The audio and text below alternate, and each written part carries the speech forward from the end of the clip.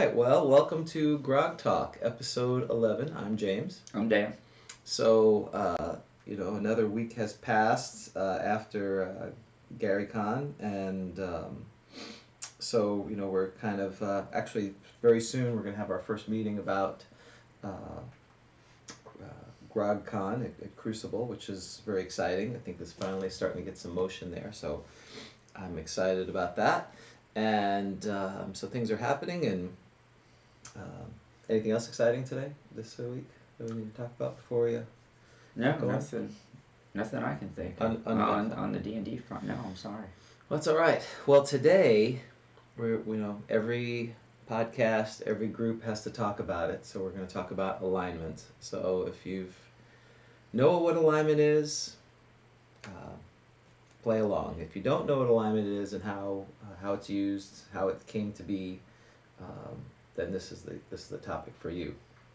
So this is one of those most hotly contested, if there is a hotly contested topic within Dungeons and Dragons. And again, I don't know if this was if it was an invention of Dungeons and Dragons, and because again, I don't, my history doesn't go all the way back to original D&D, but I did read some magazines to prepare for this, and also how I've used it. So why don't we talk about what alignment is? Okay. And I believe, right, in the old days, before the old days, as if first edition wasn't the old days. That's right. Okay. In For us. prehistoric days. Right. Before our Right. time. Right. I believe it was law and chaos were the two, right? You read like Border, and that was, right? Right. And basic was that way too, I think. Or maybe it was just basic was law and chaos. But That's right. Back in the day, it was, like you said, it was the law, neutral, and chaos, if I remember correctly. Yeah. Those were the choices. But you asked me to give a definition of alignment. So alignment is your character's outlook on the world, their morality, their ethos, and right, two divisions. First, are you good, neutral, or evil? And then are you chaotic, lawful, or neutral? Mm-hmm. And you can have any combination of those two. And so, right. Lawful, evil, chaotic, good, etc. And the only thing you can be one of is neutral. Right, because you're right. And you can't be You're neutral. You just be neutral. Right. Well, I think, are you neutral, and you just, because it sounds so bad? Right. It's twice the neutrality. Right. I'm better than Switzerland. I'm double neutral. Right. So how many alignments? There are 9. There are 9. There are 9 in Advanced Dungeons and Dragons, and in the previous version there was 3. It was law, and I guess it came from the history came from some fantasy novels, Moorcock or one of those, where they talked about there was forces of law and forces of chaos. That's how it originally started, is my understanding from that. Generally law kind of fell into what we would consider good, first open quote, and chaos would generally, but more about law was imposing order and civilization, and chaos was about the wild and freedom and these type of things. And that was the original amount, because again, it wasn't a whole lot. The premise of the original game was you're dungeon delvers. You didn't have to worry about all those other things, I think, initially, but I think quickly it's had to move into more nuanced versions. What you were going to say, so. Oh, you can, so you know me well enough. You saw the look on my face. Right. I was about to say, I think there may have been something about this idea that chaos is actually evil. Right. So it's in terms of how things are actually played, but we can talk about that later. And so maybe we can talk a little bit about how alignment is selected, because players except for restrictions on the type of class they are, right, which may have some constraints on it, characters get to pick their alignment when they create their character, right? That's right.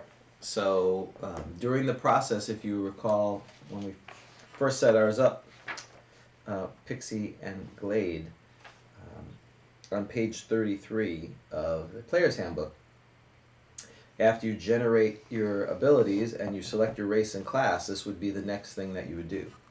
And it's, again, some classes require a certain alignment, because the idea in class and alignment is this idea you're almost trying to follow an archetype of a certain role. you know, when you think of Sir Galahad, you think of questing knight, holy knight for, and that's we attribute to a paladin. A paladin is virtuous, has a code of chivalry, and tries to seek what's doing good. Code is lawful, doing good is good, so hence lawful good. So on page 33, you see the 9 alignments as they are determined. And it's interesting because the challenge already starts at the bottom. Naturally, there are variants and shades of tendencies within each alignment. These descriptions are generalizations only. And a character can be basically good in its true neutrality or tend towards evil. It is possible that your campaign referee, here's another opportunity to monitor and measure performance. Yeah. Which I knew you were very excited about, will keep a graph of the drift of your character on the alignment chart. This is affected by the actions or desires of the character in the course of each adventure and will be reflected on the graph. You may find that these actions are such as to cause a declared alignment to shift towards, or actually to, some other. And then it's so, and what he's talking about, the chart, which is very exciting. So on page 119 of the Player's Handbook, I'm holding it up for those on the live stream, is this actual chart which shows the 9 alignments, and that their general idea of lawful good being saintly, chaotic evil being demonic. So in Dungeons and Dragons, devils and demons do not serve a similar master. They're denizens of a different organization. So demons are considered chaotic evil.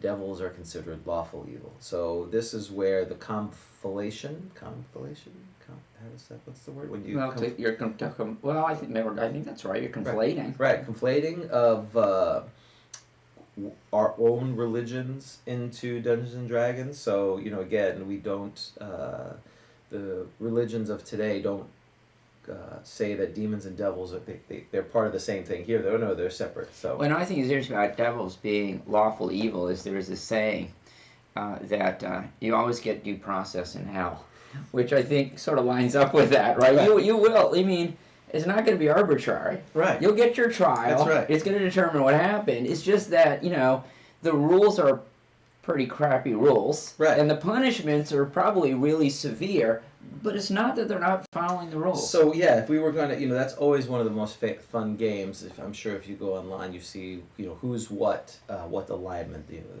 this character in a movie is clearly this alignment. So clearly the judicial system is lawful evil, is what I'm hearing. No, in hell. Oh, I'm sorry. You always get due process in hell. I just thought in general. No, in hell. Are you sure about that? Yeah. So this chart is in theory you have 2 things as a dungeon master. You are to track your every session. After the session is over and everyone's gone home, you as the dungeon master are supposed to sit there and ponder and go, Glade, performance, satisfactory. She is what, chaotic good, if I remember correctly. I can find out. That sounds right. I think she is. Yeah, she's the ranger. Yes, you gotta be good. So. She's the ranger, so she's chaotic good. So let's see, chaotic good. Chaotic good. While creatures' alignment view freedom and the randomness of actions as ultimate truths, they likewise place value on life and the welfare of each individual. Respect for individualism is also great. By promoting the gods of good, characters' alignment seek to spread their values throughout the world. So was she promoting individualism? Was she concerned about the goods of others? That's what you're supposed to do. And then you're supposed to sit here and go, put a dot, and then move based and so the idea is, so I think it recognizes some reality in that people's morals, they may have some it's a worldview, and you have some prescribed ideas, and then reality hits, and it may shift a little bit based on the circumstance, and that it's tested based on those circumstances, and you can either ascribe to it or you start moving towards another one, and then ultimately, if you continue to behave that way, you'll switch alignment. You're not a ranger anymore. So that could be. So let's talk about the actual potential consequences of doing that. Right, because there are some character classes that you, like we said, require a certain alignment. So, and part of it is, and this is, this is very first edition too. If you want these benefits, there are some restraints on them, and so the ranger and what's some of the other ones that we know of. Well, paladin, of course, would be the most, right? Would be right. Paladin is the most, or assassin. The opposite is the assassin. That's right. Both require an adherence to it. I have some information for you. You're no longer a paladin. That's the bad news. The good news is, based upon your alignment shift, you're an assassin. Right. Your fighter then became assassin. You're basically an assassin. Right. So yeah. No, basically you are. Yeah. And so there and so the paladin is the one that probably has the most ink or things on the internet that talk about how you deal with situations and whether the dungeon master has deemed that the paladin has done something so egregious that they've lost their... Yeah, because that's the one. So paladin has to be lawful good. Do I have that correct? So, that is correct. So is that the only character class that has both a law and chaos requirement and a good and evil requirement? It has to be just one single alignment, right? I mean, right. Thieves can be evil. They can be neutral. They can even be neutral good. Right. Well, the druid. No, I'm sorry. The druid has to be neutral. Also, so the druid's the druid other has one. to be neutral. Right. So the druid, true neutral. There is no neutral. I'm just teasing. Do you know the other? I just saw this. So the other name for true neutral? What? Absolute neutral. Absolute neutral. I like that. So the druid and the paladin have to. You got to monitor pretty closely. I think the paladin more so. It's probably easier to be neutral. I mean, I think the druids are okay as long as you complain when the tree's getting cut down. Well, that's it. You're just not caring. You're like, good, evil. Like we should have a little bit of both. Well, and that is the rub, is when you take these things and you read them and go, okay, that kind of makes sense, and or you try to ascribe them to things you've read or movies you've seen. You go, okay, well, again, Sir Galahad, lawful good. I get the idea, loyalty to the king, loyalty to the code. I get it. It's when you try to do it in practice, again, true neutral, what is a druid?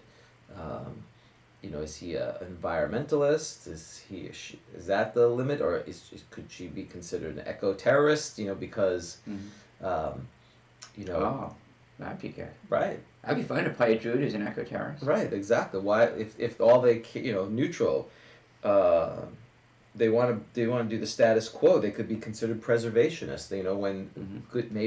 When quote unquote good human populations start encroaching the forest, they're just as easily to attack them as they are to attack the orcs who are coming out of the mountains.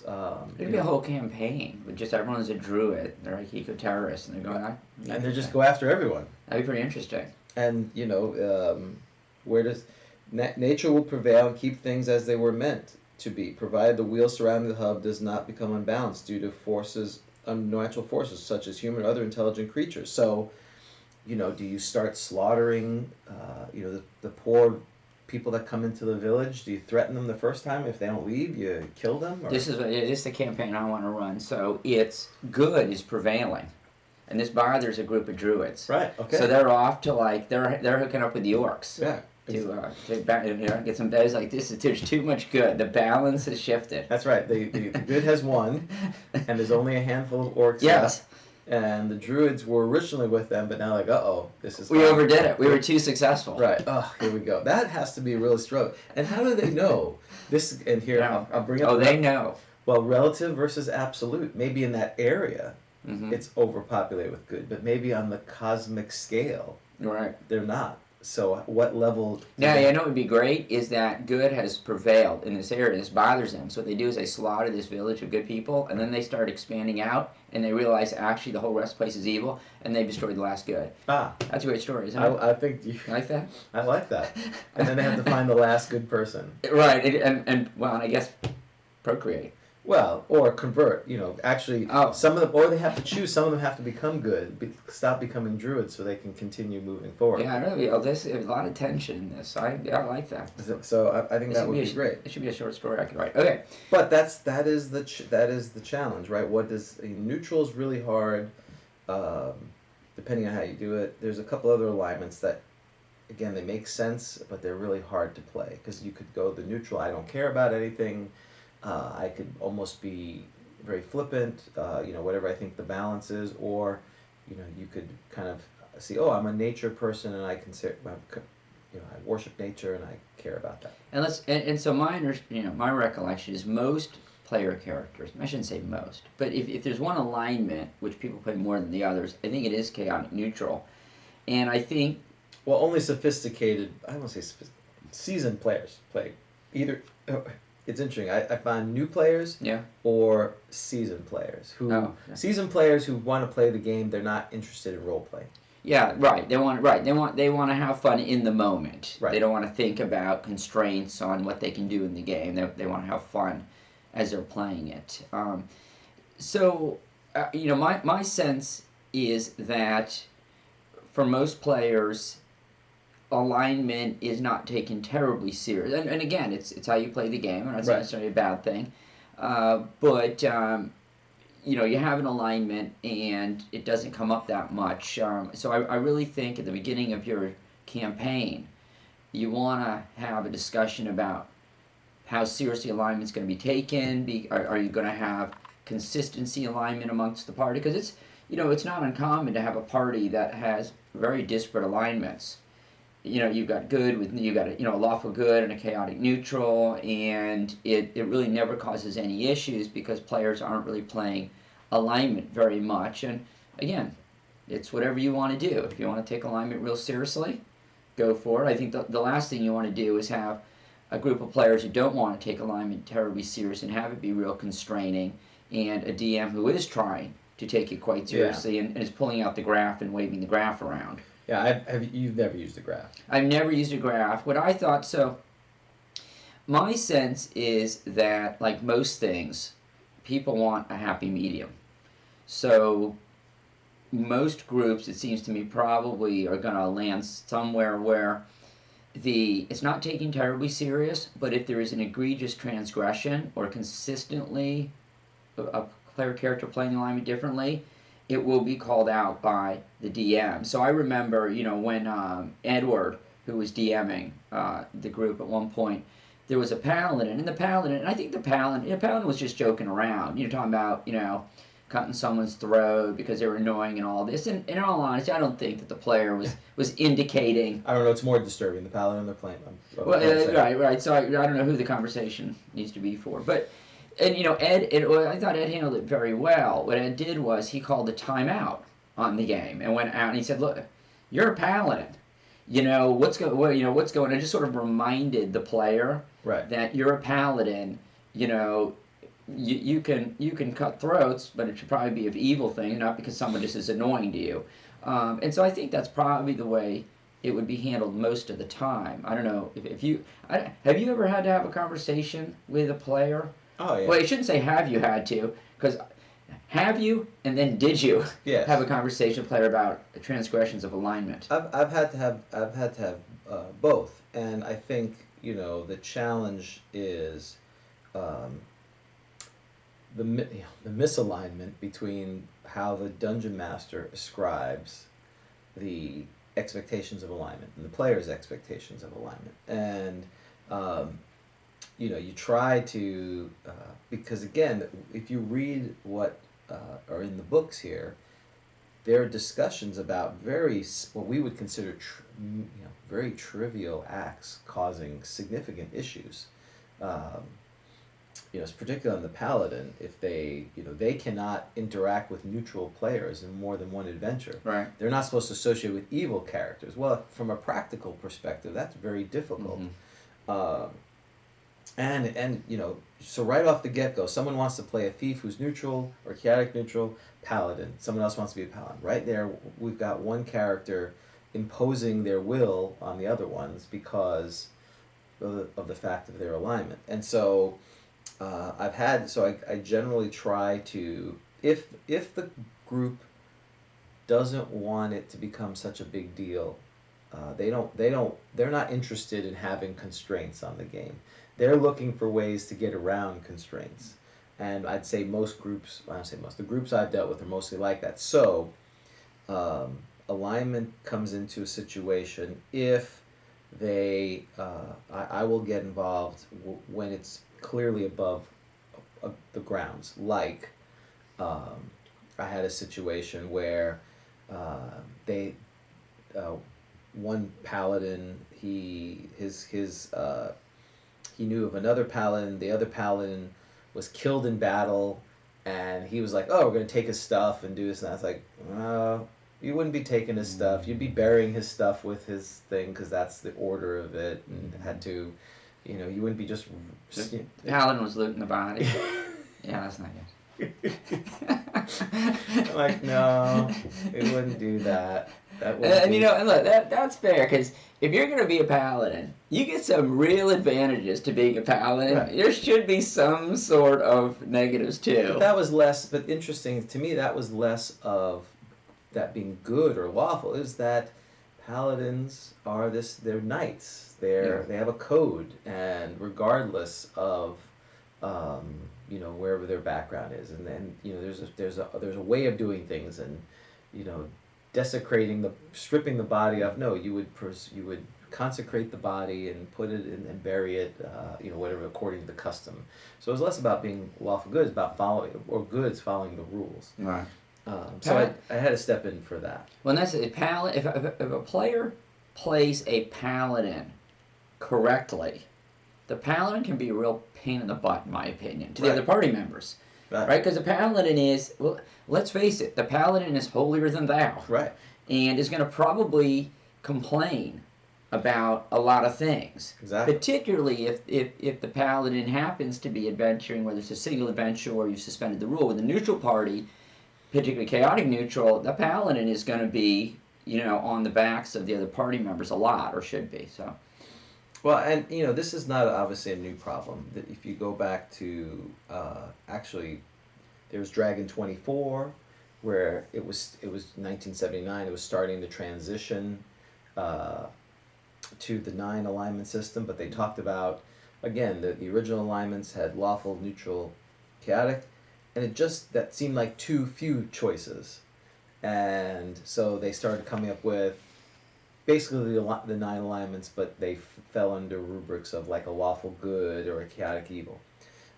In Dragon 60, it talks about alignment there, trying to flesh it out. But the same issues that we're talking about now have been around forever, and I think the games have tried to reduce their role. But I think if you diminish alignment, it's one of those things. If done right, it's a great thing, because it's not supposed to force the player to do something. The player can do whatever they want.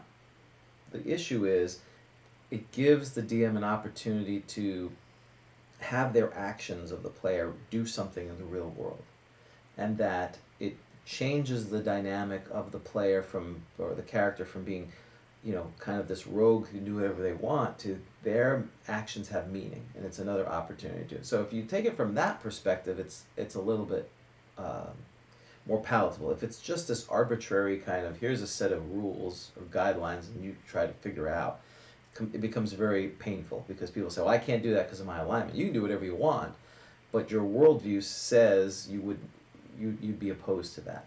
And if I 3 quick things I'd like to mention, well, I remember them because I know we have other topics to cover.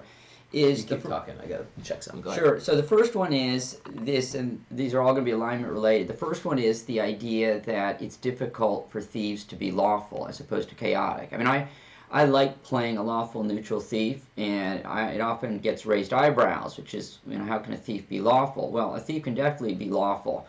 A thief of the lawful bent is a thief who believes in perhaps making sure you join a thieves guild, you follow the thieves guild rules. It doesn't necessarily mean that you can't be a thief just because you're lawful. You might believe in structure and order, while at the same time believing that it is permissible to steal things here and there. So it's not that lawful means necessarily you've got to follow every rule of law, no jaywalking this. Right. It means you generally believe, it could be that you generally believe in structure, in organization and hierarchy, right? Because this is true, hierarchy is important, right? That you follow the people above you. Right. And so it is consistent with being a thief, but you got to play the thief in the right way.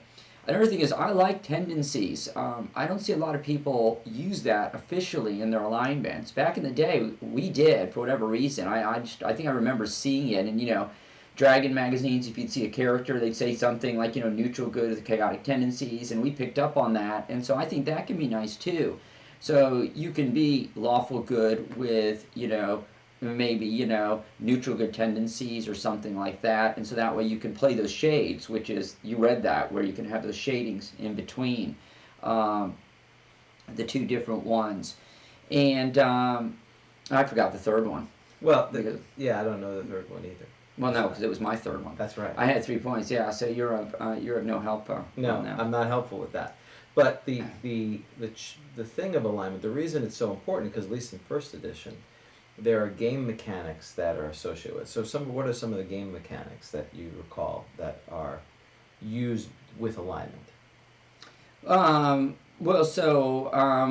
I mean, obviously, the class that you have to be is, that alignment dictates, certain classes have to be certain alignments. Yeah. As we've talked about. Are there other ones that you were thinking of? So, if you're a good character, particularly good and evil, there's not as much law and chaos, but on good and evil. If you're good, you have spells protection from evil. If you're evil, you have protection from good, which allows, I think it's like a +1 to save. The people who are evil get -1 or -2 to attack you. So that's a mechanical thing. Oh, I thought that was just a reversible. So if I'm what if I'm evil and other evils are coming after me? I don't know. That's a great question. Yeah. I would probably allow evil people to do it. I don't know if I would allow good people to do that. Yeah, interesting. The spell is reversible, but that's one example of something that's mechanical. If you are this alignment, Right. and you go, or a spell gets cast on you, it may affect you. There are magic items that only affect good or neutral or evil characters. There's a talisman of pure good, which will kill any evil cleric up to 7. You have up to 7 charges. So, and then there's the talisman of ultimate evil. So an evil cleric can identify. They identify a good cleric. They can just go, and they're dead. Use of poison, right? Would be another, right? That's right, poison. Only neutral, mostly evil characters. Because, again, so I think the issue is we live in a very somewhat moral relativistic, a lot of folks. So what is evil? Well, the game says poison is evil. You could make a lot of arguments like, well, why couldn't I, if I can kill someone quicker, if I'm going to kill them anyway, why wouldn't I kill them with poison? And well, that's the rule as is written here. And we've talked about this before too. Cleric turning, if you Right. follow Yes. Polyhedron says, That's right. which were billed as official rules. It depends whether if you're a neutral cleric, if you're lawful neutral or you're chaotic neutral, indicates how you're going to turn, whether you turn as a good character or as an evil character. And it's part of this, and then there's swords have an alignment. So if you get magical swords that are certain quality, and if they're exceptional swords, they become intelligent. They have an alignment, and so they will only allow to be wielded by characters who are either aligned directly with them or closely aligned with them. So again, the classic is the Holy Avenger. It's the Paladin weapon, which is +5 in the hands of a Paladin, Right. and does all this other crazy stuff. Oh, I remember my third point. Maybe I should say it fast. Yeah, say it. I'm sorry. Okay, so there it's gone. That's no, fine. no, it's fine. No, it's fine. So races, the demi-human races, Yeah. dwarf, elf, gnome, they have. If you look in the monster manual, They have defaults. they have defaults. And it's interesting. I believe in sage advice, and I think this is crazy. I tend to like sage advice, but I think this is crazy. I think there's actually a question in sage advice. Do all dwarves have to be, say, lawful good? Because I think that's what they're indicating. Right. Monster manual. And the answer was yes. That's insanity. And no one follows that. You don't have to be the alignment in the monster manual. Right. And it makes no sense. I mean, I'm sure we've got modules that Gary Gygax wrote who has demi-humans that are different alignment. But what I do think, though, is I do think that if you're going to play a dwarf, dwarfs are lawful good. Yep. In general, the vast majority of them.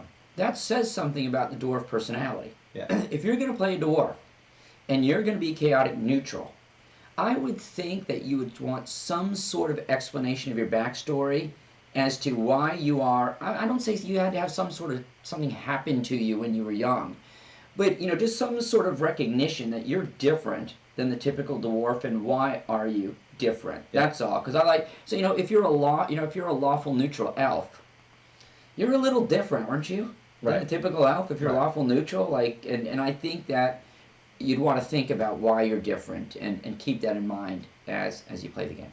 And well, that's right. And I think what that's where it becomes, again, if it's used as a tool to flesh out characters and your milieu, that makes a lot of sense. If it's just it's really hard to leverage if you don't have any background with it. So again, I'm a paladin, I'm lawful good, I have no context, I have no background, I'm not sure what, so I don't want to role play it. So really it's just a way for me to be constrained from doing things, as opposed to I've always liked to play paladins for that type of what does these codes mean to me, and you have that challenge of trying to navigate the self-imposed code, or your version of the code, because you're a zealot. And if I could mention real quick on Paladins, everyone should read Gary Gygax's discussion on, I think it's on Dragon's Foot, as a Q&A. Oh, really? Oh yeah, it's wonderful, and it's all been collected, and you can find it. I think on dragonsfoot.org you will find it all put together, and he talks about Paladins, and the question's coming up of, is it okay for a Paladin to slay? If you Paladin captures evil creatures, orc, goblin, whatever, is it okay to slay them? And I always figured the answer would be no. Gygax is like, yeah, nits make lice. The paladin absolutely, in his mind, Gygax's mind, would be within the alignment, in lawful good alignment, in slaying them. They're evil. They should die. And this, to me, is where I think the first advice I would give is, and it's hard if you have newer players, you may need a guide, but if you have seasoned players, let them figure out what these rules are. So, for instance, again, the same thing. We have the squishy lawful good paladin who's almost I love everything, everything is the Luke Skywalker version of it, who is going to try to wants to redeem everyone. Right. Everyone is redeemable, kind of thing. Wants to talk to the goblin. It's Right. like my kids. They're the kids in that one game. Right. We're playing lawful Well, good. and just like dwarves were forced to be lawful good, the idea is, well, are goblins necessarily lawful evil? Or I think they're. They are. I think they're definitely lawful, aren't they? Yeah. Well, now I gotta look it up. I think they're definitely. Yeah. Almost everything's almost all of those. Are lawful. Orcs. Yeah, except hobgoblins are lawful evil. Goblins are. Bugbears are chaotic evil. Gnolls are chaotic evil. Yeah. Even. Kobolds lawful evil. Yeah. Look, you gotta have order. Right. You gotta take orders from people. Yeah, lawful evil. So I love goblins. So I know, that's why I mentioned. They're my favorite.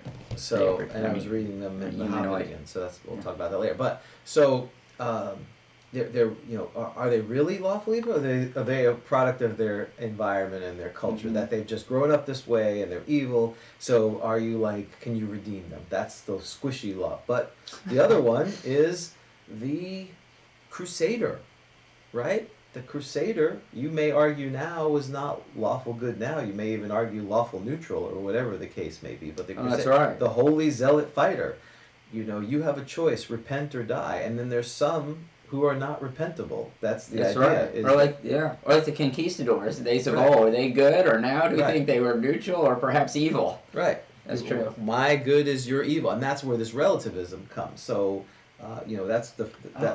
that's to me is the first. Go ahead. No, that'd be fascinating, because you know what? If we had a monster manual written by the orcs, Right. humans would be like, evil. Yeah, that's right. And the orcs are, lawful good. Right? They're Right, we're good. Right. Well, and it says the Grummish got railroaded out of all the good stuff. The other gods conspired. He had a legitimate beef. He had conspired. He lost his eye because that nasty elf shot at him. So all these, that's your good is your evil is my good kind of thing. But this is the relativism. You have to pick a side, and there is baked into the game, at least in this version, kind of a Western civilization version of good versus evil from a Western civilization perspective. Yeah, see, now that would be a campaign. You know, people talk about running an evil campaign. I don't, you know, if you could run a campaign, not just an evil campaign, but I mean a campaign where you're orcs or whatever, it could be quite interesting if you really take that viewpoint of it. You know, that you've been wronged, and this is why you've been wronged. Not just, hey, I want to be an orc because I want to kill an elf and be evil. Right. You know, but Exactly. actually have that backstory to it. Well, and that's, you know, we'll talk about a little bit on evil campaigns because that should be a separate podcast, but that's one of the areas. So you, again, it becomes, everyone has their perspectives of where these meanings, these words, good and evil, law and chaos, but good and evil specifically are very charged. They don't, you know, I wouldn't do that. But again, if I was a paladin, you could argue, and I argue, the monsters in the monster manual are unredeemable. They are basically spawned out of the pit of whatever. And I did my best, as you know, to try to make you guys feel bad about, you know, because I would give them, you know, essentially the wallet with the picture of the kids and all that to make you guys never really felt very bad about it. No. You guys were hard nut to crack. No, and in fact, that made it even more pleasurable that we knew there was more, because we were, you know, basically chaotic evil, but there was no, but that's why it's allowed. And then you can take it to the extreme. So again, you're a paladin. You fight, you know, and that should reflect on the kobolds. If the kobolds see a paladin and they know it's a paladin, they should never surrender, because they know they're going to be killed. They should fight to the death, or they should run away. There should be no surrender, or they're going to plead with, you know, the someone else in the party. Oh, keep the executioner away from me. Yeah. But then on the flip side, you get this alignment kind of, you know, lawful stupid or chaotic stupid, where people use the alignment of their character as an excuse to do dumb things. Because that's what my character would do. I hear that and my head gets, you know, gets all... Well, does anyone do that when they have, let's say, an 8 intelligence? They're like, well, I'm going to do this stupid, you know, because I have an 8 intelligence. That doesn't happen. Some try. You know, it's either they're super genius or they're completely mentally challenged. There's no... 8 intelligence is slightly below average. It's, at least from an IQ perspective, they're not, you know, disabled. We had a character in the Borderlands game way back when. I think he literally had a 4 intelligence. Right. And as Edward pointed out, he wasn't sure that this guy could even adventure. Right. I mean, he's incompetent. He has a 40 IQ. He probably would not be, he wouldn't be adventuring. I don't know how that would work. Well, I do give credit to the player. He did really make an effort. He didn't play him as completely incompetent, but close to it. Right. And so he did a good job with it. And I think that's where all these things, if you have players who are going to try to use this to make the game interesting, is when it's fun. So, again, characters should follow their actions based on what their understanding of the character is, and that should reflect on the alignment. The alignment shouldn't dictate. So that's the rule number 1. I think people get confused. Well, alignment's bad because it makes the character do... No, the character can do whatever they want. Their alignment's changed. The challenge, of course, is switching alignments, because if it was like, okay, well, great, you know, I'm neutral, and then I decide, you know, my character starts thinking, you know, following rules is probably good, and consistently seeks to promote law, and at some point the dungeon master, you know, of course, is charting, and you cross the line, and you've moved to, I don't know how many of these, you become lawful neutral. So in the game, based on the chart, and again, you have this 3x3 squares, you have neutral in the middle, you can only move naturally from, so if you're, for instance, lawful good, you only have 2 choices of alignment you can go to. You can either go to lawful neutral, or you can go to neutral good. You cannot go from lawful good to chaotic evil in one fell swoop, at least non-magically. There are ways magically you can do that, but you can only move one shift from alignment, because the understanding is you were lawful good, you had this perspective, you had this worldview, and let's say you know, unless you've had insanity or some kind of change, you should be drifting towards that. And so let's say I'm not as helpful, I start, you know, killing everyone because that's what I think the rules are, and I don't care if they're human or not or redeemable, I'm probably not good anymore, and I become lawful and neutral, and I become almost like this avenger type of person. So why is that a big deal to change alignment? Well, in the Dungeon Master's Guide, which of course this is why it's not good. this is why people get concerned, because alignment has impact. And if you can give us a page number when you get there. Yeah, I gotta find it here. Oh yeah, there's more ramifications, isn't there? Do Right. you lose a level or something like Well, that? that's right. Oh, I knew there was. Yeah, so the first potential ramification, which we've talked about, is if your class requires you to be a particular alignment or within a range of alignments, and you move outside of that, you lose your class, right? So the classic example is the Paladin, Right. who changes alignments, is now a fighter. Exactly. And I assume the Ranger, who moves out of good and into any neutral, as opposed to not just a neutral good would be okay, but any non-good alignment, I assume also becomes a fighter. That's right. I assume a thief, and we could go through a lot of this. What happens to a druid who, this would be bizarre, so a thief who becomes chaotic good? What happens to you? I guess you're done? I don't know. I don't know if what alignments. I think individually, I think the fighter and the paladin, and it's on page 24 and 25, by the way, of the Dungeon Master's Guide. I think when, specifically to thieves, that's a good. Well, that would be weird, because it'd be like, you're being too good. Right. I mean, that could happen. I mean, you're being too good. Like, oh, I don't want to pickpocket that nice man. Because that would be, you're chaotic neutral, and like, no, that would be against the rules. That would be odd, though. Right, and I would, this again, a druid, I think you would just become, I don't know what you'd become. Well, let's talk about clerics in just a second.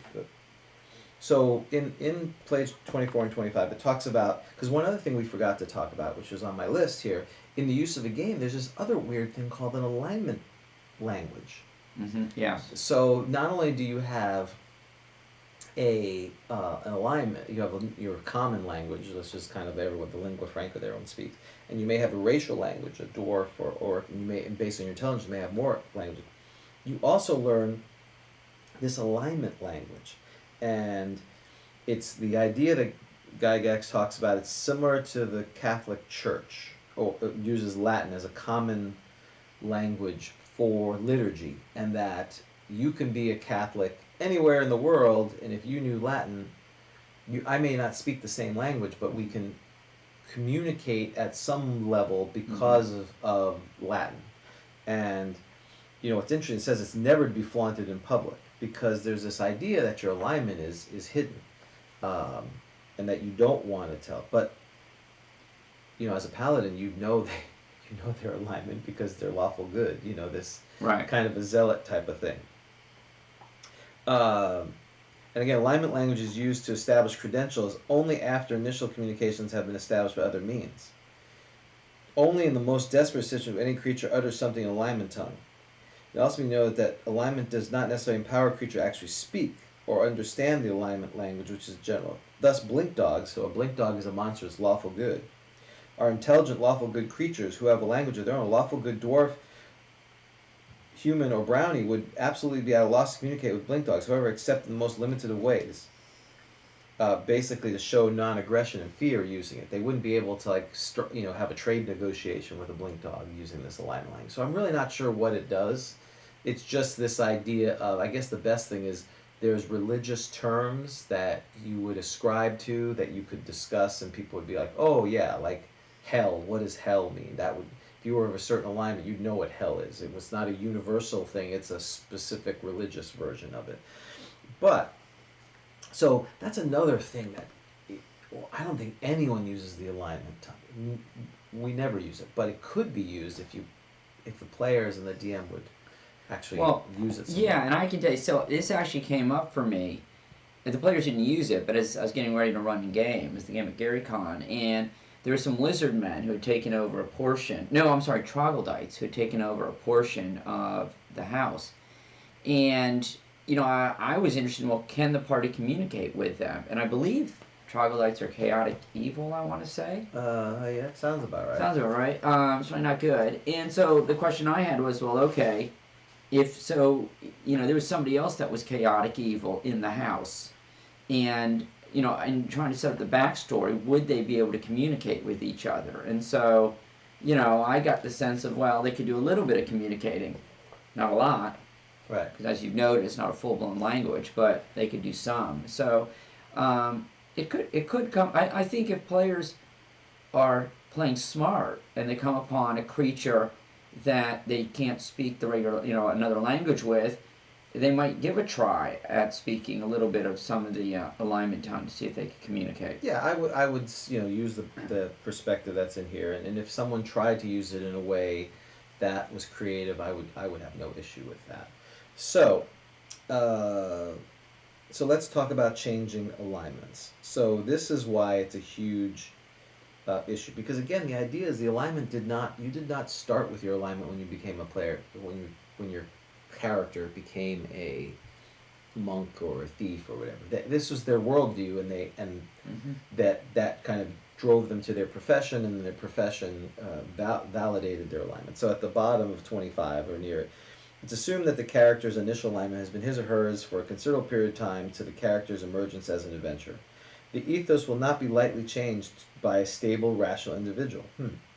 So this is, again, goes back to, if you've got a player who's playing a character irrationally, well, you may want to say, hey, are you insane? Because then we'll put in insanity, because there's rules for insanity, and there's minuses to that, and then that may stop some of the, oh no, I was just playing my character. Well, you're still rational people. Chaotic neutral people are not insane, unless you are insane. The Joker was insane. That's right. And that's kind of the one that's always looked at chaotic evil, this kind of selfish, crazy, random act thing. But that's insanity. Is recommended that you do not inform players of the penalty which will occur with alignment change, though everyone knows what alignment change. So that they seek to use alignment as a means of furthering their own interest by conveniently swapping one for another. When they deem the time is right, will find that they have instead paid a stern price for fickleness. Ooh. So what is the stern price? The stern price is immediately upon alignment change actually occurring, the character concerned will lose one level of experience, dropping experience to take him to the very beginning of the next lower level, losing the hit dice, hit points, and all abilities which occurred to him with the lost level. If alignment change is involuntary, meaning there was some kind of magic item, then the character can regain all the losses upon returning his or her former alignment as soon as possible, and after making atonement through a cleric of the same alignment and sacrificing treasure which has a value of not less than 10,000 gold pieces per level of the character.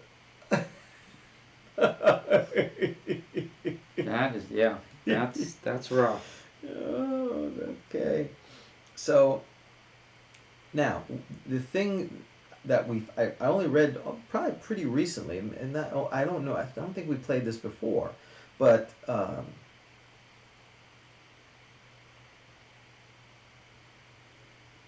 okay, so back to your druid question. It's on the second paragraph. Yeah.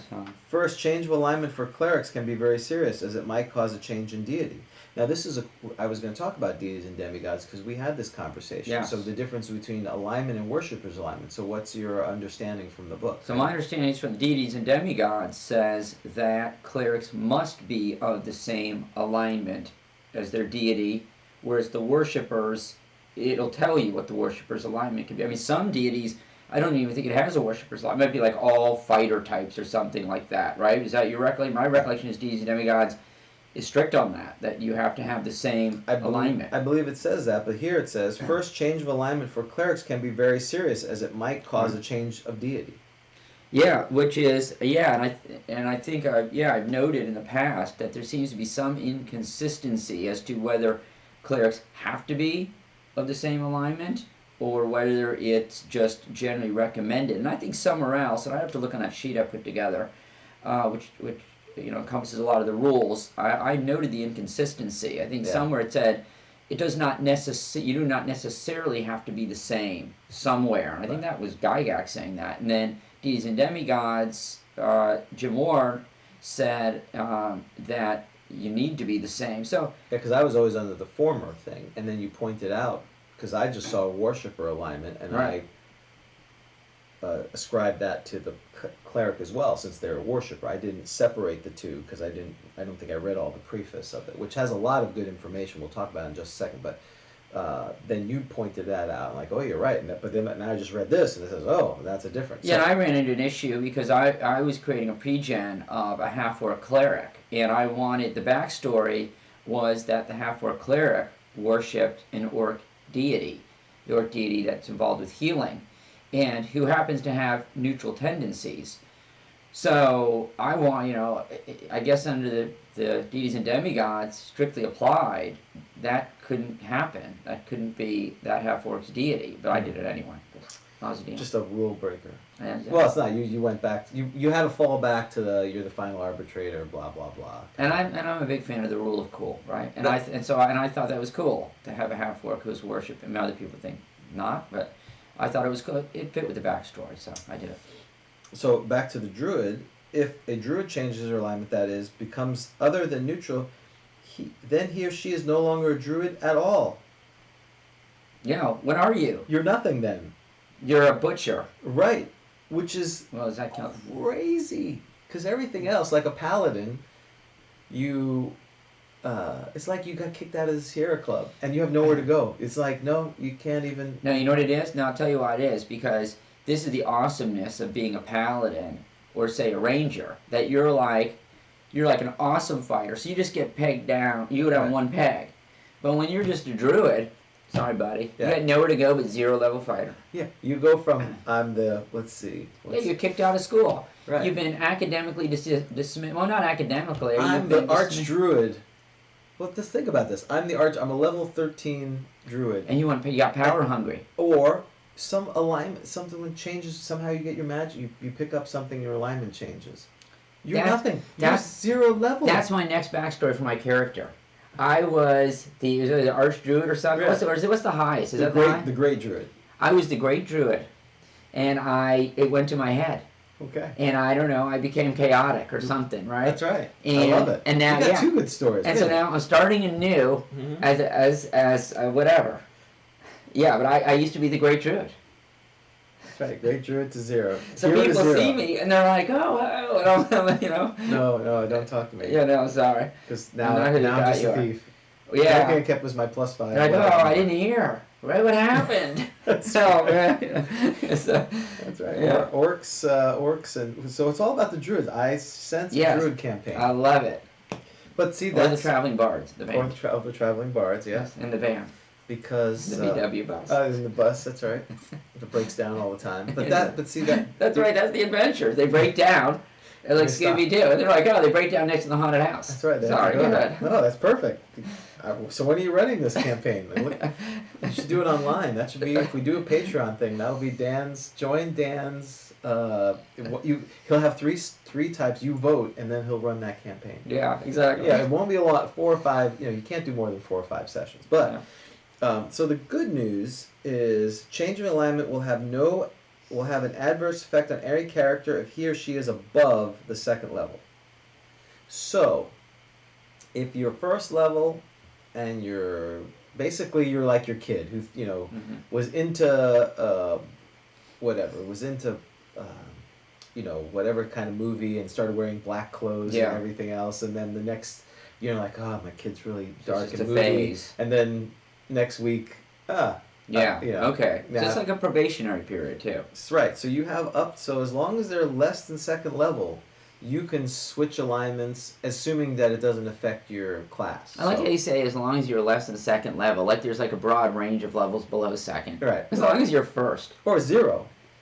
Wow, that's... First or above 2nd, above the 2nd, so you'd be 1st or 2nd. Oh, I'm sorry, above the 2nd, unless I got it. Okay. So you have 2 levels or 0 level. So really, as a 0 level man at arms, or the normal populace, they could be switching alignments all the time. They could be shifting as you. Yeah, it's like, hey, you can't do that. You're kind of neutral. What do I care?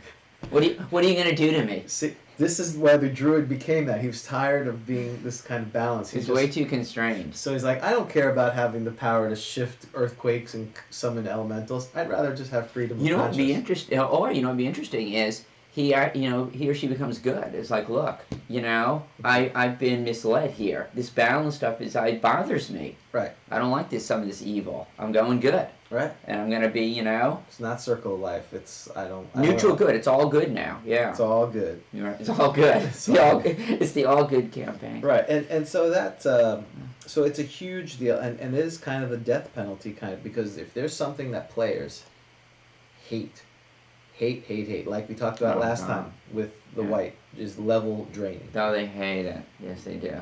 It's I'd rather die. Yeah, you see a level drain, you just run, right? Right. I don't care if it's low level or any chance I'm hit. I'm out of here. So you have to have a strong player DM relationship where, hey, that 7th level or that 6th level druid now is a 0 level man at arms. Yeah. I'll keep playing that. That sounds great. I can't adventure. I can't gain experience points. You know what it sounds like? It sounds like, so I was wondering if that would be a fun game or not. Following a lot of these rules, it'd be like taking a really stressful college class. Mm-hmm. Where the professor's really mean and tough, and you're scared you're going to fail the exams, and you're stressing the whole set. That sounds like fun, doesn't it? I thought that was called the Pelennor campaign. Wasn't that the... Hey, that was all on you guys. I ran the adventures as written. So, right? And I rolled. I followed the syllabus as written. I didn't write the syllabus. That's right. I came there. The syllabus was prepared for me so by the faculty committee. Yeah, it's very lawful. I didn't cheat. I rolled the dice. No fudging. Lawful. So you're lawful neutral when if you pick up the evil artifact, there will be consequences. At least without a glove or something. There will be consequences. You're not wearing a bee suit, so then you will exactly. you're gonna be in trouble. Right, exactly. So you forget about the 14th level. And of course, it's old school. Of course there's going to be a 14th level illusion. Why wouldn't you be up against a 14th level illusionist at level 1? Right. Who was a druid at one point, and then he switched. Exactly. So the last thing I have is about, because we did mention this, so there's a book, Deities and Demigods. We kind of alluded to it. So these are the 3 core books: Monster Manual, Player's Handbook, Dungeon Master's Guide. But there are other books came out afterwards, up to a certain time, which we won't speak of because Dan doesn't like that point, 1985. But before that, this is my standard. If the Go-Go's are still together, you can follow those rules. That's the standards. Did the they Go-Go's break up rule. in 1985?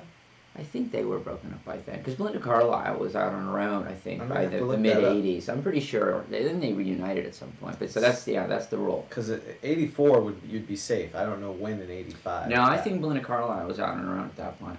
I'm sure a caller to the Grog line will let us know. I know David Lee Roth was out of Van Halen at that time. So that was a big deal. That was because 1984 was the last album for Van Halen, so that would be a good one too, because I think 85 is when the dark time. I gotta tell you, Sammy Hagar. Oh, that's. Well, don't say that. Yeah, I have my picture of Sammy right. I know, I like Sammy, but the idea of Sammy leading Van Halen was weird.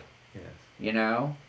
Well, now they're all old like us, so he hasn't been. Iron Maiden's coming again. Really? Well, another tour. Good. I will definitely see him again. Coming to Sunrise, I believe. Oh, they're only going to South Florida? Well, last time they started in South Florida, and then they added the Tampa show. And like a schmuck, I went. Yeah, I know. Like a schmuck, I drove to Sunrise, and then you just drove over to Tampa. Well, that could be the Grog tour. We need to go to I think people would. We need to maybe do a thing like that. We should wear D&D shirts to Iron Maiden shows, since everyone wears Iron Maiden shirts to D&D games. Yes. Right? Don't you think? We should just switch it up. You probably get a lot of people like, or we get beat up. Right. One of the two. It's stuffed in the garbage. Yes. Just like old times. Yeah. Hey, you want the real one, old one spirit? You're nostalgic? That's right. That's what we need to do. That's right. Just like getting throttled. How's the pummeling rules? Out right now. Yes. Wait. You didn't roll. You don't even know the pummeling rules. Hey, You're gonna roll. Only 6 can attack me at this time. You're not small. Unhand me. I'm Mr. Gnome. So, Deities and Demigods. So it is the book that kind of codifies a lot of fantasy and mythologies from our past and puts it in a book so you can have some ideas. And of course, it's infamous. Why is it infamous? Are you talking about the Cthulhu? What's about the Cthulhu? Yeah. Mythos? And what the other one too? Was it? Yeah, I forgot the other. It was it was another one that they didn't have rights for. Yeah, so, yeah. So they published Melnibone, I think. Yeah, Is that Rick yeah, I think so. Elric and Melnibone. Yeah, they published these deities. Well, that's the other thing. The other reason it's infamous. Why is it infamous? What does it look like? If I just showed you the pages and didn't show you the cover, what would it be similar to? If you just show me the pages. Yeah. If you you mean because there's stats That's for right. these things? So Right. like the leading believer's supposed to fight these? Right. things? Exactly. Yeah. Yeah. They statted. So the thing was, they statted every deity. They put every deity there, and they put stats on it, which to me means, of course, then you're going to go fight them. Don't give the ingredients in the recipe if you're not meant to bake the item, right? Right. Exactly. So. And so people did. I like this. I honestly never thought of the stats. I know a lot of people that absolutely correct. That a lot of people thought it that way. I was just so not that. What I liked about the stats was, if you think you're awesome, think again, loser. Right. That I viewed it in a very one-y kind of way, which was like, you're a loser. You think you're awesome with your 0 armor class paladin? I'm a gnome deity, and I have like a -5 armor class and like 200 hit points. Yeah, if it was played right, that's wrong. If you really took it. So judgmental. Well, well, because you kept hearing about, we went to hell and defeated all the devils there. I'm like, what? That's impossible. We're level 37. How were you level 37? You're 15 years old. Have you been playing every day since you were born, playing your character? Yes. No. I have. No, you've not.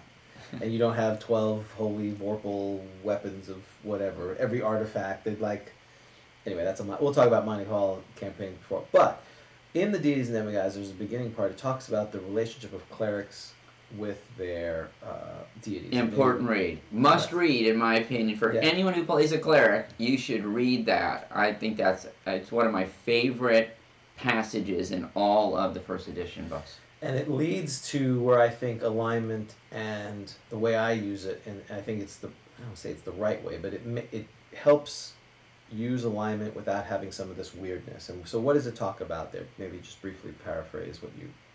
Well, what I remember from the cleric portion, and I don't remember specifically, I remember the part about you're supposed to be the alignment of your deity. What jumped out at me, and maybe this is more conversation about, just talking about clerics, is that you're supposed to be proselytizing.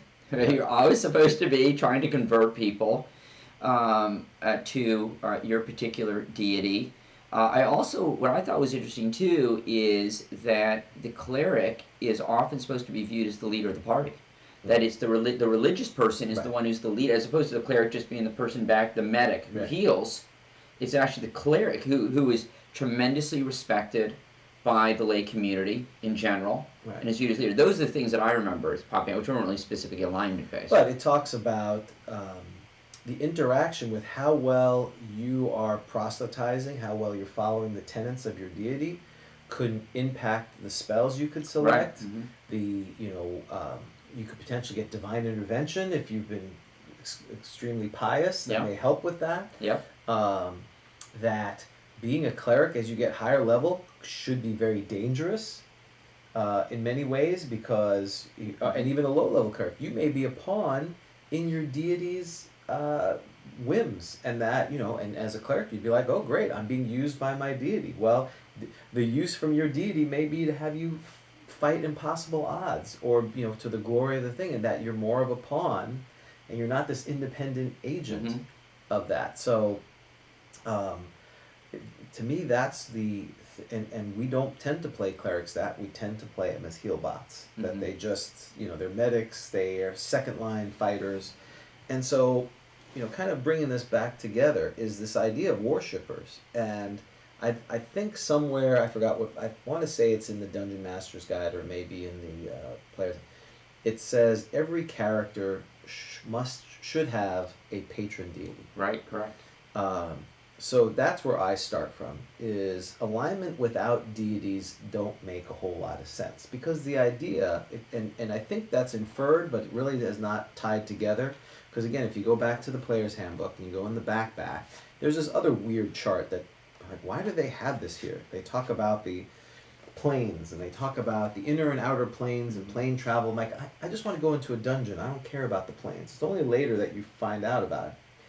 And there's this kind of understanding of cosmology again, which is kind of based on, I don't know what the religious tenets of our society, but the creatures that exist on the prime material, if their intelligence, have kind of a spiritual currency. They're worth something. And the other tenet is a deity's power is directly aligned with how many followers they have. So and it's kind of, it's a death spiral one way or another, right? You have less followers, you're lesser deity, you have less followers, you have less deity, and vice versa, you have more followers. So all the deities throughout the 9 planes that these people come from, they're all trying to maximize their followers in the prime material plane, which is the earth or earth-like thing, and so that when they die, those creatures will come to get their ultimate reward or punishment, depending on your point of view. So if you're lawful evil, you're going to go to hell. If you're chaotic evil, you're going to the abyss. If you're lawful good, you're going to the 7th heavens. If you're chaotic good, you go to Olympus or whatever. In other words, there's a plane of existence where your deity is that people of that alignment go to. So the best advice I can always give is you should always have deities, and you should require that each player have one. This is not, this idea of atheism doesn't make any sense. I mean, I guess you could say I don't believe in them, but they're physical manifestations of them. It's kind of like saying I don't believe in gravity. I guess I can say that, but gravity exists. In D&D game, as it's written, the gods are real, they're interactive, and they have a direct, while they may not intervene directly in the planes, they are very interested in what's happening because they want to promote their worldview. Yeah, I would think that if you're going to play an atheist, I think there is a reference somewhere here that, you can play an atheist, I think. It may be in the Deities and Demigods, but I think your point is a good one, which is I think, you would be really out of the norm. And you would want some backstory about why you're an atheist, and I think you'd need to play it differently, not like an atheist today, right? Because, why are you disbelieving what 99.9% of everyone else believes and people are perhaps seeing? And another thing too, a quick shout out to things like the Unknown Gods from Judges Guild. It depends how you run your campaign, and I think now Osric has done something similar. I can't remember if like the Forgotten God or something like that, but it's these lesser deities, which actually, so you're in town and there's a lesser deity in town, we're talking like 70, 80 hit points or so. Right. So I think that can be a lot of fun too. Yeah, and you can, so to me that's kind of the flavor, we're obviously looking through things through the lens of our own world that we have. But even if you go back to, not prehistoric, but early civilization, there was there were local deities and saints and demigods, all these kind of they were immortal or semi-immortal or very long life, and patrons of blocks and neighborhoods and guilds.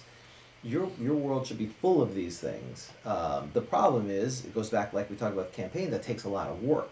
Mm-hmm. So I think, if I inherited the Borderlands campaign, I've kind of put my own deities on there, and I did the absolute minimum I could. I basically made a deity for each god. Alignment, each alignment. For each alignment, right. Sorry, a god for each alignment. So at least there's one. Right. And that's kind of difficult because then the demi-humans have their own god and so I kind of grafted them on there. Mm-hmm. So the thing with that is, my advice, require everyone to have a deity, because that gives you a backstory. Require them to if they have a deity they want to make up, which is fine as long as it falls into the world, mm-hmm.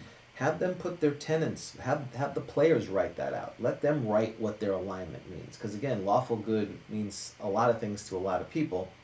If they're part of the, in Greyhawk there's Hieronymus, he's like the, god of good. His brother is Hextor, he's chaotic evil or neutral evil, if I remember correctly. And so, they are a certain alignment, but when they see each other, all bets are off. Mm-hmm. It's like no mercy. Maybe I would be, if I capture you, I may let you go, but if you're a worshiper of Hextor, you're dead, and vice mm-hmm. versa. Have them fill that out so that you're not doing all the work and then prescribing what your player characters, they should have a tenets of that. It's almost like, hey, you're a follower of this belief, you know, if you want to use one of the deities and demigods, so I've played a character in yours where he's a follower of Dionysus. You didn't sit here and say, hey, this is what he believes. I looked at the thing, I kind of gave it, and I try to follow it with some interesting consequences, right? You like it says in there that they can't ride horses. So any of the Greek, apparently, other than maybe there's one where you can ride horse, I think, right? But yeah, any of the Greek, right? You're not supposed to ride horses. Can't ride a horse. I can be in a wagon, but I can't ride a horse. Yeah. And you know, so I did some research on it, and so that to me is that should be under the player's purview. Let them describe what their alignment is in relation to their deity, because again, if Orcus, if you're worshiping Orcus, which is the demon lord of undeath, you know, if you're a cleric and you're using cure light wounds, why would you use cure light wounds? Give me a rationale why you would use it. I could argue he's the god of undeath. What? More dead people is more things to raise. Yeah. Would you even get that? You let them try to figure out why that is. Right. Instead of you trying to figure Can out. I ask you your opinion on this? So a cleric who is chaotic evil, would a cleric worship a demon? So in other words, but you have to worship a demon. I mean, there's a difference between a demon and a god, right? I mean, so I was wondering. I mean, I was dealing with the backstory for my game for Gary Con, where the chaotic evil, it was a necromancer, which is a special class that was in my dwarf. But so I was sort of wondering, you know, and it was had spells. Necromancer had spells. So I was just sort of wondering. I don't know if there's a real answer to this, but you know, do you view would a chaotic evil cleric worship a demon, or would they have to, I guess, go to a deity because they got to get their spells, right? And I don't know that demons grant spells, do they? So I'd say it's probably not clear in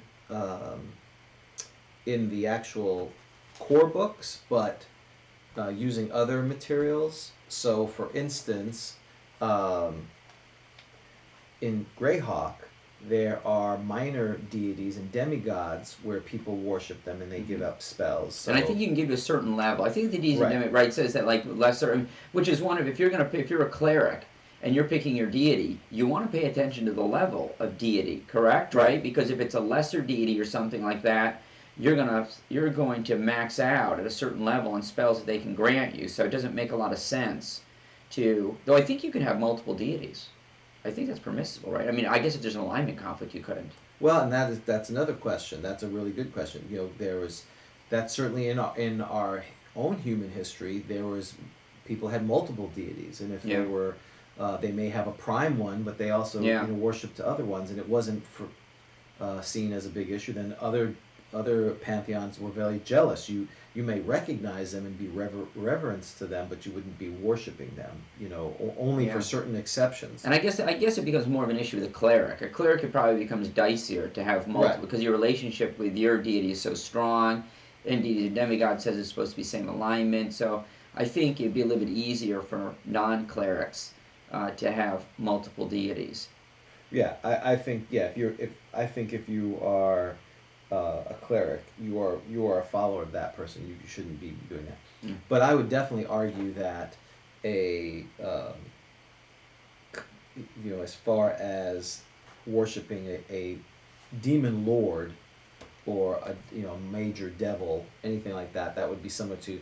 So Eus is a Greyhawk demigod, and he has followers, and so he's not as powerful as Orcus is. Yeah. So, and you're right. You bring up the point of devils too. So if you're a lawful evil cleric, can your deity ascend? I mean, I don't know. Maybe you shouldn't call it deity because it's a deity, but can you worship a devil and get, or do you need to find a deity? Yeah, I don't think the book's clear. Right? I would say yes, but again, there could be potential limits to.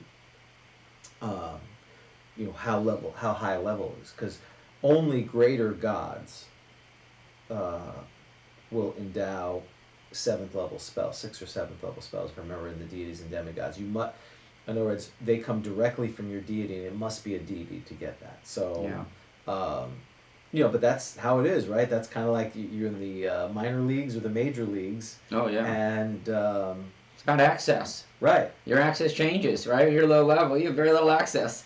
Well, and that could be one of the discussions you should have with your players. It's like, if you are ascribing to a lesser deity, what is the value of it? Maybe is it culturally? Because again, a power gamer is never going to pick a weaker deity, because if they ever get high enough level, they wouldn't have access to it. So maybe those lesser deities are more likely to get involved, or they'll give more resources. So that could be a mechanical way to trade off on that, so they're not always using that. How do you, druids? So I'll tell you my understanding, and you tell me if this is correct, if you agree with it, is that in general, druids wouldn't have a deity because they worship nature. But I did notice in the deities and demigods that the Celtic deities, it indicates that their worshippers are primarily druids. Mm-hmm. So what's your understanding with druids and deities? Well, I think the answer is yes to both. I think druids, for the most part, there's this idea, just like magic is kind of like the force that kind of spreads throughout the universe. It's not sure where it comes from. I'm sure there's probably been, on Dragon's Foot, where does magic come from? But it kind of describes that magic is a force, like gravity. It's throughout the universe. It can be wielded. Same thing with nature. It's this, the force has this life, and you're reverent to it. You're tuning into that. But if you are a nature god of nature, then your priests should be druids, is the idea of that. So I say, if you don't have the Celtic gods, they would worship nature. If you had the Celtic gods, then they would worship them, and they would be druids. That's how I would prescribe that. And so that's the issue. You make these generic classes that try to handle everything, but then they're usually I'm sure the druids came from the Celtic kind of right. idea, or the barbarian types from northern Europe and from Wales and from Scotland, from that pre-Christian time in the between 5th and 10th centuries, pagan worship. But they took out the religious part, and they just kept the character. Just like the monk is, whether we like it or not, he's David Carradine, from Kung Fu. But they pulled it out of that, and then then you're like, well, if you have that, well, then use those features of it. Which again, the monk is another one. They have to be lawful. They don't have to be good, right, but they have to be lawful. So they have to follow a code. Doesn't have to be a good code. They just have to follow the code with that. And then a real quick comment about divine intervention. We talked about that before. I mean, I remember back in the day, I would laugh at people if they asked for divine intervention, but rereading the Deities and Demigods book, I think there's an indication in there that if you've been pious, I think there's about a 5% base chance that if you haven't asked before, something like that, 5% chance that if you pray for help and aid, you will be sent, what I think it's like a small animal, or is that an animal? Something, yeah. Yeah, the deity, it's not a 5% chance that, that Odin is going to appear, but there is a 5% chance that maybe, I don't know, a large badger or something, I don't know. Well, I can, will appear to help. A small Viking will appear. A small Viking, yeah, I know. But that's still amazing. I mean, if you think about yes. And if 5% chance, how many followers does a deity have for that to respond? That's right. And so here's the point. So look, I've always believed that players should use the rules as best they can, because DMs are over here right, graphing your alignment, trying to take your 10,000 gold pieces and per level, and say you're no longer a paladin. And if they're doing that, it's only fair that you use the rules to your advantage. And so I think if you're about to die and you've got a deity and you got a 5% chance of some aid, make that roll. And so a quick shout out to Vic Dorso, who, I go through his games at GaryCon, and he ran a game for our Grognards Guild down here. I was going through his game at GaryCon, and, as you would expect, you've been through this game with Vic Dorso, things were not going well. No. Of course. It's now like 0-14 or something, players. And at some point... Is it the players? That's all I have to say. Yeah, exactly. Right. When it's like 0-14, you start to wonder. Right. It's like the Kobayashi Maru. There is no. You're not supposed to. Everyone's supposed to fail. Right. Which is fine. I had a good time. But so I said, so at the very end, whenever we're all dying or whatever, or not continue. I can't remember. I think I asked to have divine intervention. I wanted to roll. You know what I rolled? 6. Oh. I mean, it would have been like, I'm sure it would have been a giant rat. Well, I think it was 5 is the base chance, but he could have adjusted it, if you were particularly pious. Yeah, I guess that didn't happen. Yeah. So. Well, it's hard to have demonstrated piety in a con game, right? Right. You've been there for like 3 hours. That's right. Before I got here, I was so pious. I'll never forget. So a couple years ago, at a Gary Con game, it was just a pickup game actually on Wednesday night.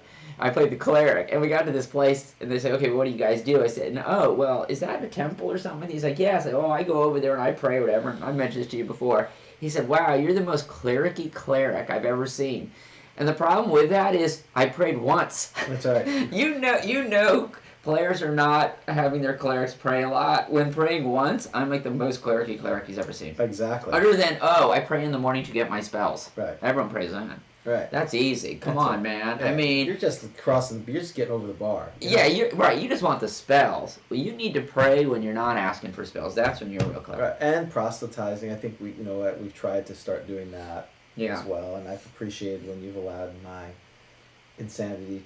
Basically with Dionysus, it's like a big drinking fest where I'm trying to convert followers to that. So yes, yeah. So if one of your characters selects Dionysus as their patron deity, my friend, you need to read up on that, because you need to be prepared. Yeah, because it's pretty much it's just drinking and debauchery. Yep. Yeah, and it's like wild kind of almost strange and maybe like almost mildly alignment swings in the sense that right it's both the joy and I shouldn't maybe say alignment, mood swings, the joy and happiness that comes from drinking, but also sort of the bad side that can come from drinking. Yeah, you're both a good drunk and a bad drunk kind of thing. You could be both at the same time, and that's that's so if you want to not care about alignment as much, just drink a whole bunch. That's an interesting topic because it does talk about magic alignment changes and that the punishment is less for that. It's still punishment, but if there's helms of changing alignment or something changes your alignment, if you switch back, you don't have to pay the penalty, the atonement. You just need to get back. So I wonder, does insanity? I know if you look in the insanity rules, it talks about how your alignment can switch when you basically have multiple personality. So if you want to have multiple alignments, just say you're insane and do. Well, do you know, in the campaign, which might not be continuing, but in the campaign that I was just running, unbeknownst to you guys, there was a character with split personality, and split alignments. That was perfect. So I think we've covered alignment pretty well. It's an enigma, but it's part of the game. I think it's a very valuable game. It requires, in my opinion, players who want to take it seriously and they put them to work to figure out what their alignment means and then hold them accountable. Because when there's misalignment, that's when there's a challenge. When I think the lawful good paladin would not slaughter the kobolds and the player says he would, you find that out as you're playing, as opposed to beforehand, which to me, because again, if you have those characters, we talked about before. I think I was talking to Smog and the Nog when I was talking to them at their thing about alignment. That's what makes the story interesting when you have these moral quandaries. If everyone's just a bunch of morally relative people, there is no moral quandary. It's when you have that good character or even that evil character, that tension that comes from how they're going to play that character. So that noise I'm hearing, is that the grog line? I like calls flooding in. That's those. No, I think that's my phone. I didn't turn off my notifications. That's your phone. No, unfortunately, no one has called them. It's not the grog line. No, no one's called them the grog line. I don't know why. I would think people would want to call with that a lot. So, anything else from alignment at this point? No. Okay. I think I'm good. So now we're going to move into our suggestion segment, and so my suggestion, and I hope you fail your safe, is pick up an old book. I'm actually reading The Hobbit again. I was at I go to Goodwill's. I'd seen online that, hey, you can get some good books, and I actually found a number of first edition R.A. Salvatore books from the 90s that were there. And anyway, there was a Hobbit paperback from the 80s, and I was like, I don't think I ever read the whole Hobbit. I think I read half of it. Oh, really? Yeah. Oh. So, You've read Lord of the Rings, right? I have. Okay. Well, I definitely read the second and third one. The first one we had at school. That was a required reading in 7th grade or 8th grade. Good for them. Oh, it was painful. Really? The Fellowship? It's painful. That's my favorite. Oh my god. Wow. Okay. Okay. Yeah. You should read that again. Okay, so my suggestion is Dan should read that again, all 800 pages. I stop in Two Towers. I did just reread The Fellowship, and then I got into Two Towers, and I started to get a little bored. Two Towers is the best book. There's fighting. The whole time is fighting. They fight. There's I want to like hang out at Rivendell and stuff like that. I don't remember. I wish it just ended when they just stayed at Rivendell and enjoyed the time. You know, eat elf cakes or and just something. wait for the Nazgul to come and take the ring from them. No, we're just gonna go to the west or whatever, and and they will just flee. We'll go across the ocean. Yeah, that's part. I'm sure if the one or two listeners we have will be screaming right now that I never understood why the elves were leaving without the ring. But did they think Sauron was not going to go take over the whole world? He'd only take over Middle Earth, I guess. Apparently, his ring of. They had an agreement. I think. So yeah, they would announce peace in our time, and they were going to leave. Like Chamberlain, who's got his Elrond's got his paper. He's moving Are you out. saying that'd be a mistake for the elves to do, to believe Sauron, peace in our time? Well, and there must be something, because there's lots of material written. That was the part I never understood. I can't believe the Grog line is not lighting up, because you know that there's people out there that would be Who are like, way I'll more- tell you exactly why. Right. You know? Yeah. Wow. That's the part I never understood. What do you mean you're leaving? If he gets the ring, isn't he gonna put darkness all over the whole world? He's only gonna do part of the world? Well, I assume we're not going to talk about why they don't just give the ring to the Eagles and drop it in, right? Well. I mean, are we far off from that the problem with conversation? that is clearly the Eagle Lord, the Lord of the Eagles, which again is in The Hobbit. Yes, indeed. He would take the ring and become some vulture, the Falcon of Death, if he did that. Yeah, and if I'm the head of the Eagles, I'm like, I'm sorry, you want me to do what? Right. Why? No, I don't think so. And anyway, the Nazgul are going to be waiting there, right? Right. With their steeds and stuff. And so I don't know that it's that great of a plan. You better be pretty confident that, so a huge eagle comes flying, and when the eagle comes in at the end to save Frodo and Sam, Right. I mean, things are disaster and more at that point anyway, right? They're Right. battling, they're distracted. Yeah. But, ordinarily just sending an eagle in, that might be obvious, right? Right, Can you exactly. just have a giant eagle fly into Mordor? You don't think Sauron's going to notice that? And, Well, when didn't that happen after they blew up the ring? I thought the ring was destroyed. yeah, that's right. It was, So Sauron that's was right. dead Sauron's already. gone anyway. Yeah, he's gone. There is all the game over at that point. Well, But that's right. But the plan, what it should have been, they should have had a bunch of eagles with a bunch of hobbits on them, and all flying towards Mount Doom, because there's only 9 Nazgul. Right. Oh, so which one's got it? Right. And they would just kind of shift around. They could take 8 of them out, but they couldn't. And they should put large cloaks of displacement on them, right? We got to get the magic users involved. Somebody once said that Gandalf, honestly, would be like a 6th-level magic. Like, things have gotten out of control in D&D with the levels. And he's actually only 6th level or something like that. He doesn't blow anything. I mean, well, except for fighting whatever type 6, whatever the Balrog, whatever kind of. He fights him hand to hand, and true, but basically survives. I know, but at the end, the Balrog rolled a 20. Would you agree that was a 20 on that whip coming up there? Yeah, that's 20. That's got to be. If you're using critical hits, yeah. Yeah, that's a 20, right? So that So was a bad. I don't know how he's a 6 level. This is how this goes, don't you think? All right, magic user. Yeah, you did your spell. The bridge is collapsing. Let me roll for the Balrog if he's gonna fall. Why are you rolling? Well, to see if he falls. I'm collapsing the whole bridge. He's going. I'm gonna give him a dex check. Right. Okay. I don't care what his dex is. I'm giving him a dex check. Right. Rolls behind the screen. All right, he failed. Balrog's going down. All right, yay. Oh wait. Balrog's doing one last attack. What do you mean Balrog's doing one last attack? He's falling down. He can't do an attack. No. He gets a roll. That's right. That's ridiculous. All right, I'll roll it in the open. All right.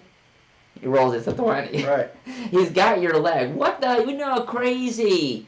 That would be like that. That player would be really angry, don't you think? Well, yeah, and if you watch in the movie, I don't know how he's got to be higher than 6th level because he holds the.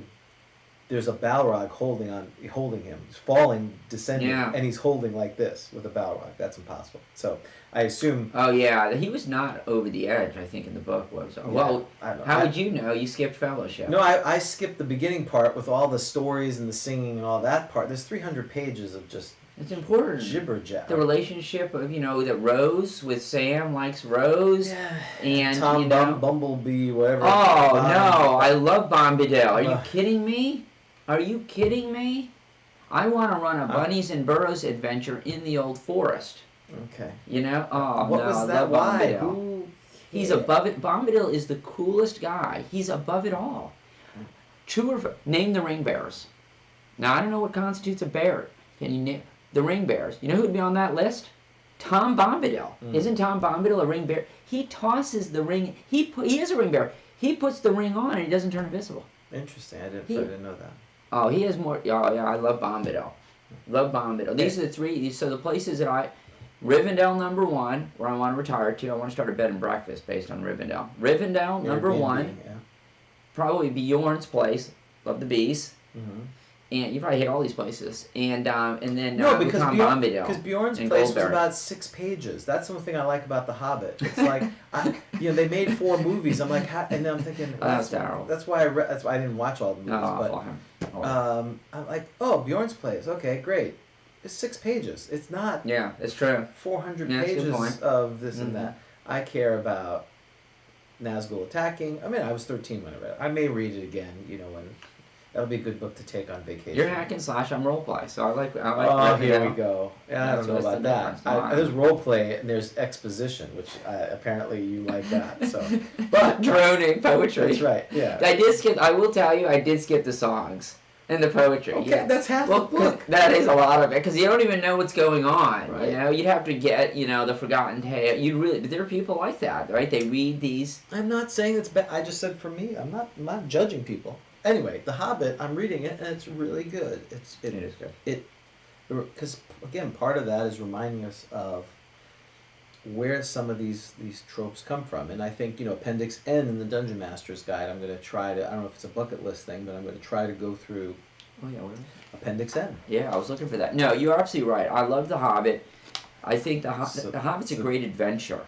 It would be a great D&D adventure, wouldn't it? The Hobbit. Yeah, still, there are parts like, Gandalf saves them a number of times, and that whole interaction with how he got the ring was, again, very, very compelling stuff. We had a riddle game at GaryCon. There's a riddle game, and we had to give riddles. And, obviously what you have to say is what's in my pocket. Right. Right, but no one did. But it reminds us of how elves, because we move so far away from we have these stereotypes of the things, we forget some of the original source, and that the elves are these very weird, ethereal, non-temporal creatures that kind of phase in and out that you read when you read The Hobbit, and then later with Lord of the Rings. We tend to make them very generic kind of demi-humans. So I think that's where some of this can be helpful, because you can, how does even the player character deal with the fact that they can live to 1,000 years and they're only first level. That is unusual, and it also reminds us of the elf dwarf tension, for example. Right. So I think a lot of players in the games, they do not play out the tension that exists between different demi-humans. So you've got an elf and a dwarf in a party. I feel like there should be a little bit of tension. Have fun with it, right? I mean, there should be a little of that Legolas Gimli business going on, where at first you don't trust each other, and fine, you can become best buds, no problem. But that should be played out a little bit. You have an elf and a half-orc in the same party, or a dwarf and a half-orc. There might be a little bit of tension there. There should be a lot of tension, regardless. It should be that. So that's my suggestion. That's a great suggestion. So I'm finishing the Hobbit, and again, you can get that at your local thing, and I'm going to go through Appendix N is the goal, and I've not read the Vance books, which the spellcasting is supposedly based on, and Conan for that pulp fiction, and there's a number of books on there. Yeah, well, I just bought Conan, so if you want to borrow, let me know. Oh, good. Come to that. I bought Conan because I read, and that's my suggestion.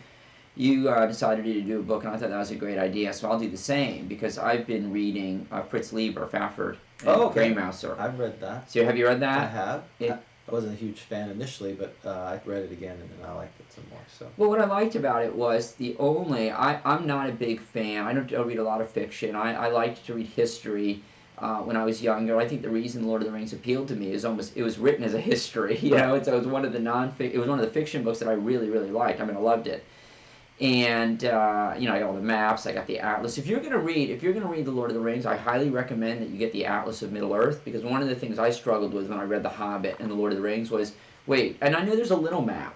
But the Atlas of Middle Earth is really nice because it goes into a lot more detail, and you really understand where you are with where the character. It's not where you are, and it's not where the player characters are. Right. Where the characters. Where the story is at that point. Exactly. Yeah. So I'm going to recommend Fafhrd Greymouser. What I really liked about reading it now is how much it reminded me of D&D. Yeah. So I tend to think that there's two kinds of D&D games, and I'm sure this is a massive oversimplification, which is that there's sort of the Lord of the Rings, the big high and mighty campaign, yep. Right? We're all good characters, we're out to save the world. There's a quest. And the DM likes to build the world and the campaign and is on board with all that, and that to me is like Lord of the Rings. Then, what I was used to, though, was more, back in the day, it was not that. It was more, okay, you're just out to find gold. And, I think Gygax talks about this, too, at times, right? Which is, your typical adventuring party is, you're out to find money, find gold. Yeah, your locusts going from town to town. Yeah, and you kill bad things in large part because, well, they've got gold and it's okay to kill bad things. So, let's kill the bad things and take their gold, and no one apparently has a real problem with this in civilized society. And that reminded when I read, and so I was always, a lot of me was like, well, wait, shouldn't we be playing this like Lord of the Rings? I want big battles and campaigns, and that's not what I'm getting. This is back in the 80s when I was playing. And then I recently picked up Fafhrd and Greymouser, and I realized, oh, I get it. Right. Fafhrd and Greymouser are I think in the back of the book it refers to them as, the anti-heroes. And, I don't know, look, I've only read about, I've read probably about 20 of the short stories so far, but, they don't seem to be like really bad guys. Right.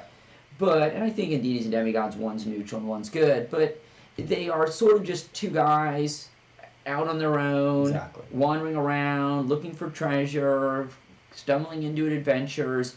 And so if your only exposure to fantasy is the Lord of the Rings and you're playing D&D, I encourage you to read Fafhrd and Greymouser, because you'll say, okay, now I get it. This is what a lot of the D&D games are meant to be. And I think once I started reading, your party was very chaotic, neutral in large part. And I think once I started reading Fafhrd and Greymouser, I became a lot more okay with that, because I'm like, okay, this is more of a Fafhrd and Greymouser campaign. I shouldn't be expecting this to be a Lord of the Rings campaign. Right. These guys want Fafhrd and Greymouser, and that's a very accepted way to do it. Very good. Well, with that, again, we're looking at GROGTALK at Crucible, which is coming up in October. This shenanigans is on YouTube. Obviously, if you're watching it streaming, we're also on Twitter at GROGTALK. Website is grogcon.com. We're on Google Play and iTunes, GROGTALK. Still looking for pictures if you want to replace our lovely non-green screen here, which I got working again, which I'm very excited about. Future items. I think at some point, again, I know we're gonna have to talk about how much. I know a lot of people go really deep into first edition as far as going over monsters and this and that. I think we may do a little bit of it, but I think we need to decide, to get in preparation for GROGCon, maybe we want to talk about some other systems that we're going to talk about. So I'm thinking possibly a Paranoia should come up in the next few weeks, because I know you and I both played that. Indeed. And that's something that we definitely will be playing. And I think over the next few months, we're going to try to highlight a couple of games. But there may be a couple other topics. I think definitely we still need to talk about how to start your own meetup. Mm-hmm. And because I think you did a great job with that, and it's worked out very successfully, so I think people would appreciate that. But leave comments if there's specific items that you want us to cover in first edition. Not to say we wouldn't come back here, but of course, Dan's also. I also want to talk about basic, the various incarnations of that. Since Dan is, I think he's now experienced first edition. It's like, oh, maybe basic would be better for me. I'm looking to branch out. Yeah, this first edition it's a bit of rules overload at times for me. But I mean, I think I'll be back. I think I just need a break from all these rules. It's a lot of rules. There's a lot of rules, which it's good and bad as long as it shouldn't be a burden. My wife, so I used to play war games, and I bought a war game again. I like to play it, and we were playing, actually, she played Kingmaker. I don't know if you remember the game Kingmaker. Mm-hmm. Kingmaker's a wonderful game. It's about the War of the Roses. Mm-hmm. And it's about 4 pages of rules, and she thought that was a lot. Yeah. Because she's used to, Monopoly or something like that. It's literally the rules are on just like a little box thing or whatever, right. And so just 4 pages was a lot. And then you see some of these war games like it's going to be like 16 pages, and that's a lot. And then you look at first edition D&D. I mean, I think for people who don't play games like this, the idea that these are the rules is these are just the core rules. It's just the core rules. These are not the rules. These are just the rules. Can you think of any other game other than say first edition? I'm sure this is true probably many role-playing games now, but particularly first edition, where how many years are we going on now with first edition? So it's basically like 77 or something like that, 40 right? 40 plus, yeah. 40 plus years where there's still people who knows all of the rules, right? You learn new rules all the time, and people will debate the rules. What's that all about? That's I think very unusual for a game, and so that's I think that at times can, in all honesty, that can get a little bit frustrating. I guess you got to be okay with it, right, and not have an issue with it. Well, that goes back to when we first started, which is start with the rules that you know, and build as you see fit as the group is, and that's why I think some of the throwback to, because I think this was bad. Second and third edition went even more, and fourth edition had dozens of books. I mean, there's in a shorter amount of time. I've looked at how many books those editions have, and I think what happens is there's every edition there's a reset. They get down to the core rules. It's very simplish most of the time, and then 2 things happen: power creep and people wanting more definitions of things. They're not comfortable with adjudicating their own rules, and so by the end of this edition, whatever it is, it's full of all this content, and it's just overwrought with a bunch of stuff. And that's an example of, I think these 3 books have pretty much everything you need, but then there were still questions, and people are like, well, I don't know, I don't want to adjudicate it myself, and so then we got more. Yeah, and I guess this is probably another whole conversation, which is that there's simply too many rules, which is that, if you're a DM, do you really want to spend a large part of the game debating rules? Right. And that, that's, to me, it's a buzz killer, slows things down. As the DM, I view it as like you're almost a teacher. You want to be in control of the session, and you wouldn't want your students in your class continually debating with you whether you're right or not, and looking up in the textbook during class, calling you out whether you're wrong. That wouldn't be a lot of fun.